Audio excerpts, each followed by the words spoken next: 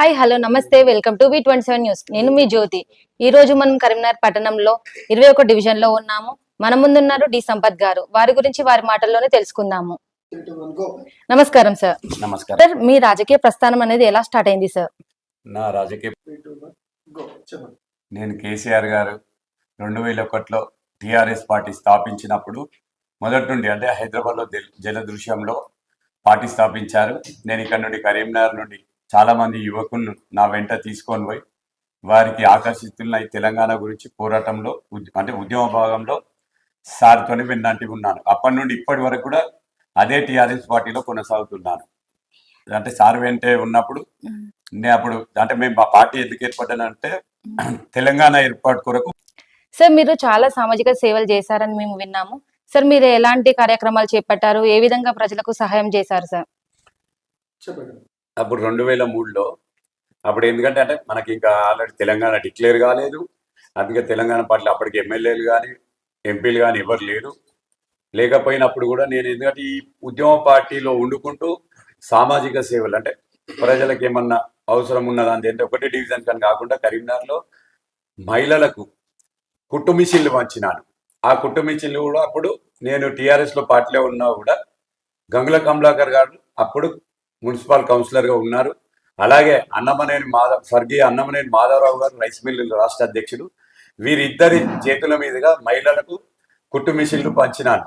దాని తర్వాత మళ్ళీ వృద్ధులకైనా మహిళలకైనా చీరలు దోతులు పంపించేశాను. కొన్ని అనాథ ఆశ్రమాల పిల్లలకు కానీ వృద్ధులకు కానీ ఏదైనా బర్త్డే అంటే మా కుటుంబ బర్త్డే వచ్చినా మ్యారేజ్ డే వచ్చినా మా కుటుంబంతో కూడా మేము ప్రతి కాడ వెళ్ళి అప్పుడు దాదాపు అంటే నాకు గుర్తున్నది 2008-9లో కావచ్చు.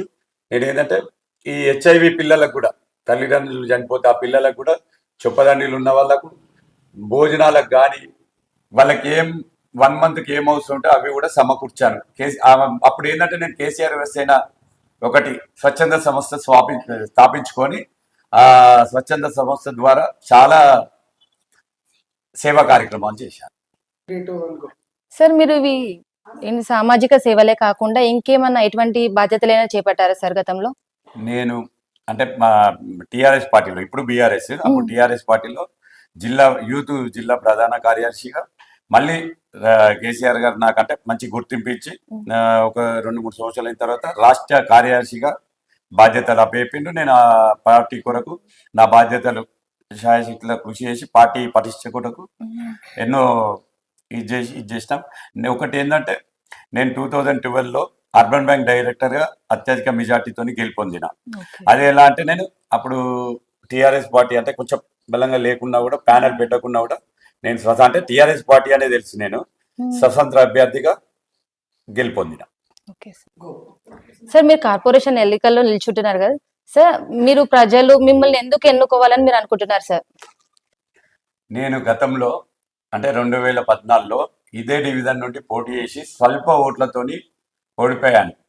ఓడిపోయినా కూడా నేను కృంగిపోకుండా ప్రజలకు ఏది బతుకమ్మ పండుగ వచ్చినా వాళ్ళకి లైటింగ్లు ఏర్పాటు చేసి అలాగే డీసీఎం నిమజ్జనానికి బతుకమ్మ నిమజ్జనానికి డీసీఎం వ్యాన్లు ఏర్పాటు చేసినాను. మళ్ళీ ఇంకోటి ఏంటంటే దాని తర్వాత పీరీల పండుగ వస్తే మన మైనార్టీ సోదరుల గురించి వారికి అక్కడ ఇదే డివిజన్లో గద్దె కట్టించి వారికి అంటే అక్కడ భోజనాలు ఏర్పాటు చేసి నేను వారితోనే కలిసి కూడా భోజనం చేయడం జరిగింది. అలాగే మళ్ళీ బతుకమ్మ పండుగ అంటే దసరా పండుగ అయిపోయిన తర్వాత దీపావళి పండుగ వస్తే అది ముఖ్యంగా ఏంటంటే ప్రతి ఇంటికి నన్ను అడగకున్నా కూడా ప్రతి ఇంటికి నేను ప్రమిదలు అంటే దీపావళిలో వెలిగించుకునే దీపాలు ప్రతి గడపకు ఇంటికి అందజేశాను.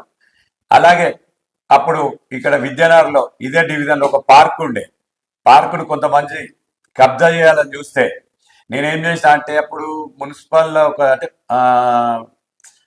మన హయ్యర్ ఆఫీసరే లేడీ తన పేరు ఐడి వస్తలేదు. అప్పుడు వాళ్ళకి ఫోన్ చేసి మేడంకి ఫోన్ చేస్తే మేడం వాళ్ళ సిబ్బందిని తీసుకొని వచ్చి ఇక్కడ ఆ పార్కును ఎవరైతే కబ్జా చేయాలనుకున్నారో అదంతా క్లీన్ చేసి ఇక్కడ ఏంటంటే పార్కును మళ్ళీ ఆమె ప్రజలకు అందజేసింది. ముఖ్యంగా అది ఎవరిని అడిగినా చెప్తారు ఈ డివిజన్లో అది నేనే కబ్జా కాకుండా దాన్ని ప్రజలకు అందే విధంగా చేసిన ఆ నమ్మకంతో ఆ ఆశయంతో.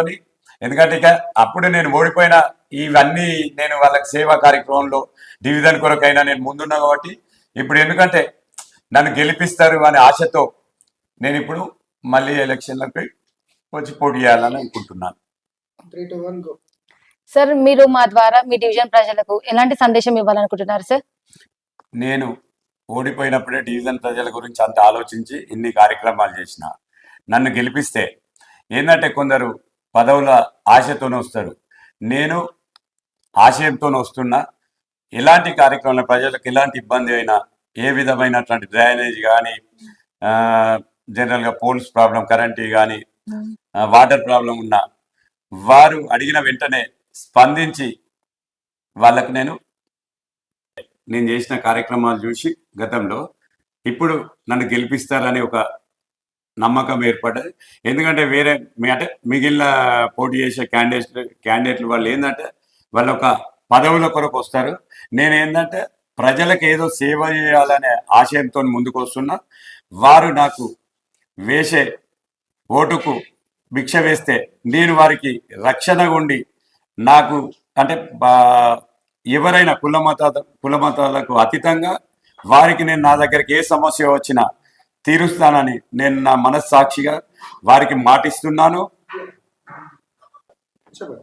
మీరు వేసే ఓటు వేసి నన్ను గెలిపిస్తే నేను మీ కుటుంబ సభ్యులైన మీ ఇంటి బిడ్డగా, అలాగే అక్కకు తమ్మునిగా, చెల్లెకు అన్నగా మీకు రక్షణగా ఉంటానని నేను నా మనస్సాక్షిగా మీకు చెప్తున్నాను.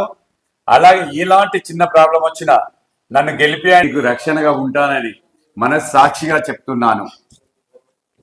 విన్నారు కదా డి సంపత్ గారి గురించి. వారి మాటల్లోనే వారి గెలుపు ఖాయమని అనిపిస్తుంది. వారు గెలిచాక మళ్ళీ ఇంటర్వ్యూలో వారిని కలుద్దాం. Signing off V27 news. వార్తే మా బలం.